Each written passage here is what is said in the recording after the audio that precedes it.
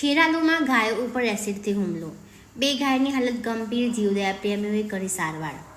મહેસાણા જિલ્લાના ખેરાલુ વિસ્તારમાં માનવતાની શરમાવે તેવી ઘટના સામે આવી છે.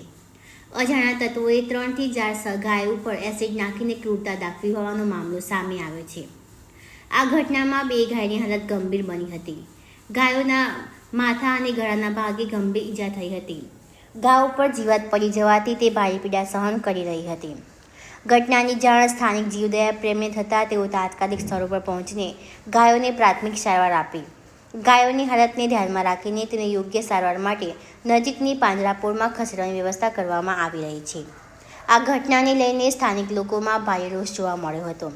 કેટલાક લોકોનું કહેવું છે કે કેટલીક ગાયો માલિકીની હોવા છતાં તેમના માલિકો સ્થળ ઉપર જોવા આવ્યા નહોતા, જેના કારણે પશુઓની જવાબદારી અંગે પણ પ્રશ્નો ઉઠ્યા છે.